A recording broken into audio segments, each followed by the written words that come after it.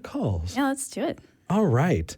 Let's start by talking to Adam in Ohio. Adam, you're talking to Eric and V. How are you doing? Hi, I'm doing fine. Good. What'd you want to talk about? What I wanted to talk about is, so we have the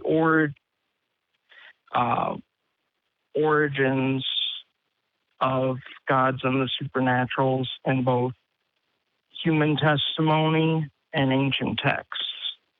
Yep. I'm arguing that because that's all we have, rather than any testimony from these supernatural what's-its, therefore we can dismiss any claims offhand of these things.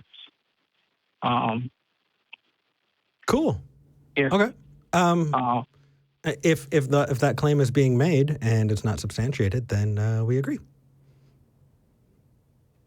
Yep. Now, how we get there is... I mean, we've... Adam, did you have a question?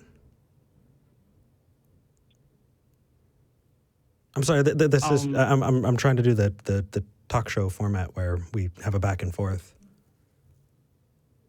It's okay. Yeah, so, how... What I have in the notes is, it says, is it possible to disprove the existence of God and the supernatural? Yes. Cool. Do you think likewise? Well, I think you can try, and there are certain versions of God that you can probably disprove fairly adequately. To say you can disprove the supernatural as a whole concept, though, that's taken on a burden of proof that I wouldn't take on personally, just because we don't know yet. We don't know. That's the whole point. So certain versions of God, for sure. The supernatural as a whole, probably not. And especially... Can we agree that the supernatural seems to have at least three recurrent attributes, that they all seem to have at least the abilities of the average adult human? They have desires, they have wants and needs, they have likes and dislikes. Adam, are you a believer? Yes. No. Okay. I'm saying in the tales of these things. Well, some whether of them, it be but ghost, whether. Oh, sorry. yeah, some of them do, according to the stories, but that doesn't describe everything. For example, place memory is something that is a supernatural, quote unquote, phenomenon that doesn't have any kind of active participant or agent that has desires or a will of its own. So, yeah, some of them do, allegedly, but... Yeah, ultimately,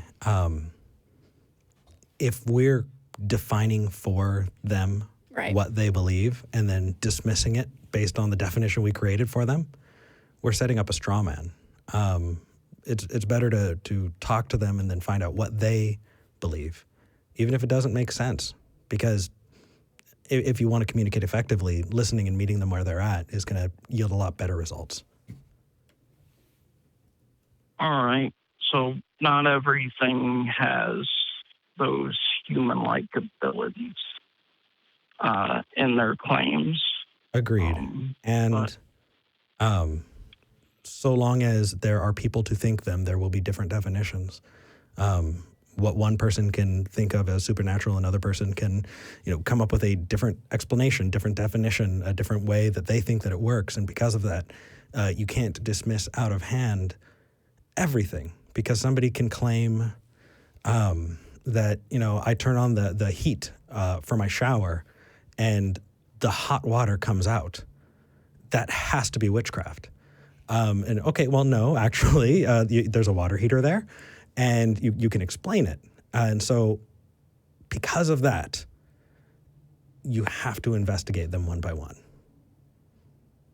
I know it sucks, but it is what it is. if they say they've had experiences with these things, that places another witness.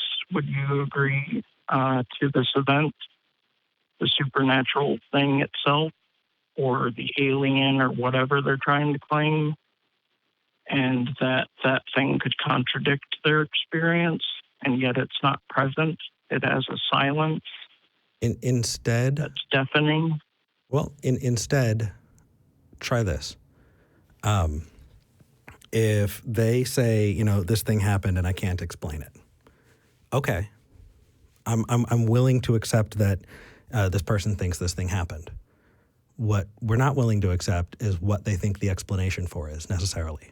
And so if somebody says, I saw an event, somebody was miraculously healed, and okay, spontaneous remission happens and things like cancer, that there is stuff that we can't explain that happens.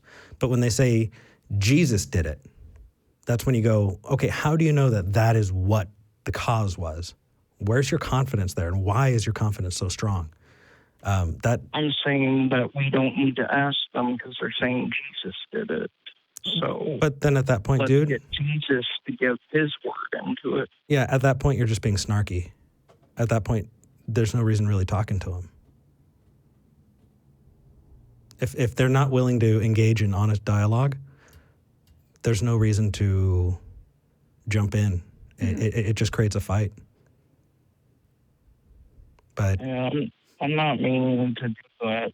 I'm trying to get them to see that if they're going to go all the way that Jesus is a person, then let's treat Jesus like a person who can talk for themselves. But they have to agree with you. They have to go along for the ride. Right. And if they're not willing, it's just what it is. Also, there are people out there right now who do say they are Jesus. So personal testimony of being the person and speaking on behalf of a person still isn't necessarily a good source of evidence. Yeah. Mm-hmm. Hope that helps, though. Yeah. Yes, thank you. Absolutely. Take care, man.